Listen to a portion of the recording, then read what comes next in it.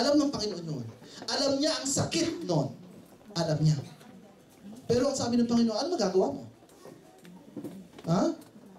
Kung yun yung spilled milk, pwede niyo pa bang ibalik yun? It's already spilled milk. Wala ka na magagawa doon. The past is past. Everything that happened in the past already happened. Now, face the future. Face today. Today is the most important thing. Today, we are alive. Today, we are healthy. Today, the Lord solved our problems. Today, we give thanks today. And then the future, He will take care. Amen. Eternity is waiting. Thousands of generations are waiting for you if you will hold on, if you will continue on. Pero pag ikaw tumalikod, yung thousand of generation na yung cut na yun. Sa halip na mag-umpisa sa yung blessing, ikaw ang maglalagay sila sa curse. Because you turn back from God. So, anuman tindi, harapin yung liwanag and be the beginning of the 1,000 generation filled with blessings. Lagi nyo isipin nyo, Panginoon, ako mag-uumpisa. Sawa na ako sa pamilya kung kami ay dumaan sa maraming mga ganitong mga curses because of the sin of my foreparents. Mga aking mga magulang, mga kasalanan sila, uumpisahan ko. Ako ang mag-uumpisa ng 1,000 of generation filled with blessings. You have to be determined. You have to be determined. Sa inyo mag-uumpisa.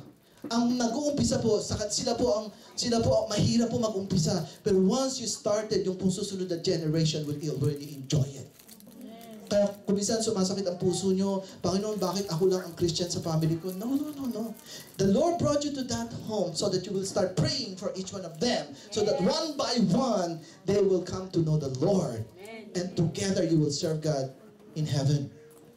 So, yun po yung alalahanin nyo po. When you start, isipin nyo lamang po yung picture na yan. And then another, after that vision, yung pong light na yan, merong another vision na sumunod.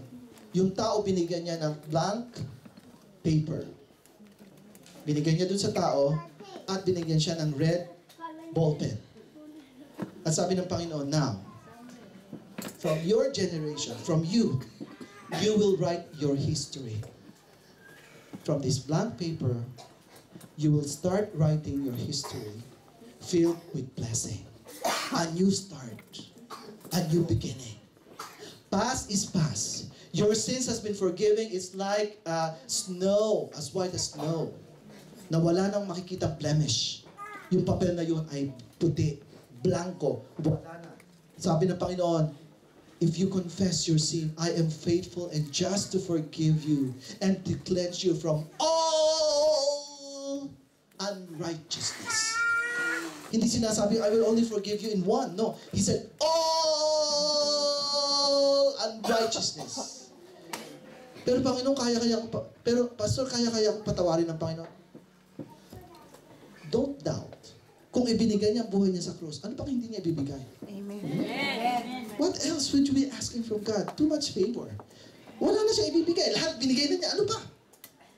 The only thing you do is to recognize that you sinned against God. You confess your sin and you turn from your shadow to the light.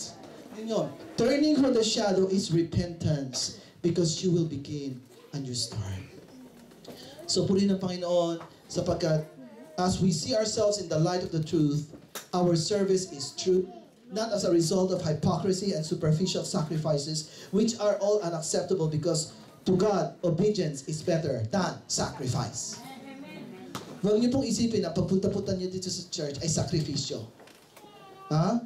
Meron prayer tayo, Lord, make me a living sacrifice. A living sacrifice. Yung pong living, bakit po sinabing living? Kasi po lahat po ng sacrifice ay talagang pinapatay. Kaya nga po tinawag na sacrifice eh. Yung dugo ang importante ron. Pero, doon po sa Romans 12, hindi na po tayo dapat mamatay. Kasi namatay na po si Jesus on our behalf. Ngayon, ang kailangan na lang ng Panginoon ay yung living sacrifice. Yung mga tao na handang ibigay ang kanilang sarili sa Panginoon in return sa kabutihan ng Panginoon sa kanyang buhay. Napakabuti po ng Panginoon sa buhay ko. wala na po akong hindi ibibigay sa Kanya. I will give all. I will give 100%. I am here this morning teaching to you the Word of God with 100% of my body, soul, and spirit serving God because I would like to see you people growing in your relationship with the Lord. And I could see it. And it's happening. And the Lord has given me the privilege. It's not me, it's God doing it. But the privilege to see miracles in your lives. Hindi ko po kayo kayang baguhin. Pero purihin ang Panginoon, nakikita ko po kung paano ko yung binabago ng Diyos. Binabago po kayo ng Diyos. Kung hindi nyo po napapansin yan, kitang-kita ko po. Nung pumasok kayo rito, ibang-iba kayo. Ngayon, mukha na kayo mga anghel. Oh, hindi pa kumbinsido yung iba. Nakikita ko ng glory ng Panginoon sa inyo. Noong una, hindi ko makita yung smile. Nag-i-smile man, nakalungkot yung mata. Obvious na fake. Pero ngayon, pati mata, kasama na. Ha? Yun daw mata natin, shadow daw yan, ayan daw window ng ating soul. Kaya kung ano yung nararamdaman ng soul, kita-kita sa mata. Oh, aber, sino yung hindi nakatulog kagabi? Okay.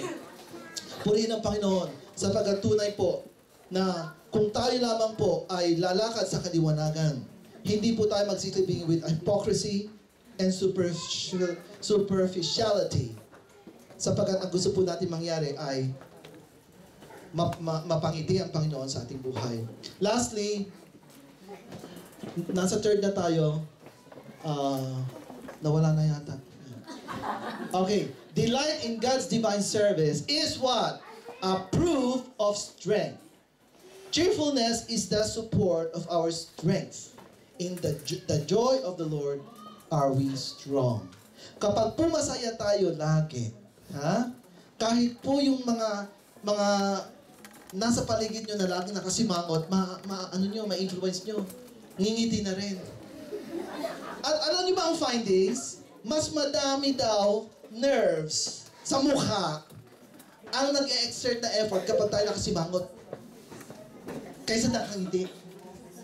Kaya mabuti ba lagi nakangiti na lang para hindi tumanda kagad? Ha? Oh, Lorna, teach us how to smile. Si Lorna, nang nagkaroon kami ng bonding, sabi niya, kahit ako may problema sa loob, I would rather smile. Yeah. Okay?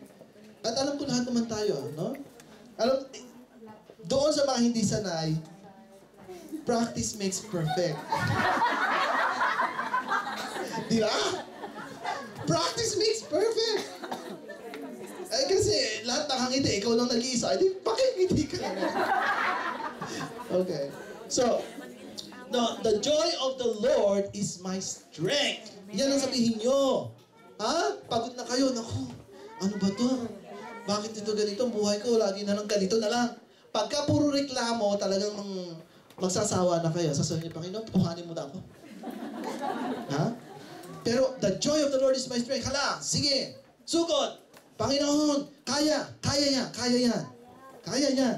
Ha? The joy of the Lord is my strength. Lagi nyo i-confess yun. Kung ano yung confession nyo, yun ang mangyayari sa buhay nyo. Ha? Kaya, gustong-gusto ko pagkakasama ko yung positive. Pag masyadong pessimistic, nabe-burden ako kasi sabi ko, itong tao ito, kailan kaya mababago? Ha? Pupunta na nga sa langit, ang lungkot pa. Di ba? Gusto kong mamatay ng masaya. Masaya. Eh pag ang kapaligid mo lagi ay malungkot, madadamay ka. Di ba? Oh. Ano gusto nyo? Yung mga kasama nyo lagi nakangiti? O lagi nakasimangot? Nakangiti. Okay, simula ngayon bawal ng sumimangot. Hallelujah! Okay. So, cheerfulness is the support of our strength. The joy of the Lord is our strength. Our joyful countenance acts as the remover of difficulties. Pakinggan nyo ito. Yung daw joyfulness natin, tinatanggal nun yung kahirapan. Kasi po, once na kayo po ay laging nagre-rejoice, when your spirit is rejoicing, you are dominating. Pinag-aaralan po namin ito sa Far Vision. You are dominating your soul and your flesh. Okay? Kasi alam niyo po, yung soul na yan, napaka-selfish niyan. Kasi lagi nang iniisip, ako'y ganito, ang problema ko'y ganito, ganyan-ganyan. Puro ako yan. Ha? Wala na akong makain, pagod na ako. Yan. So, yan yung soul. Pag nakikita ng body, yung soul, na gutom, kinakampihan. Gusto ng spirit, magutom siya para mag-fast. Kinakampihan ng body, yung soul. Halika, doon tayo sa Kentucky. Okay. So, sa halip na nagfa-fast ka nung day na yon, oo nga, nagutom ako. Huwag na lang. Kawawa naman ako. Si ako. Kasi sa trabaho, walang Kentucky. Kahit puro karne yan, di pa naman yung Kentucky. Anyway, dapat nating i-dominate yung ating flesh at yung ating soul. Sino magdo-dominate doon? Our spirit. Okay?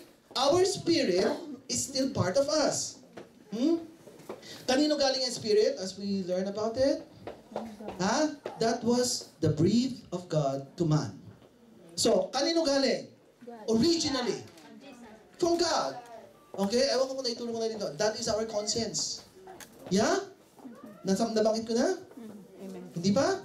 Yes. When we feel guilty when we do something, it's our spirit. Because our spirit is from God. And that spirit always reminds us, oops, mali ang ginagawa mo. Oops, hindi dapat yan.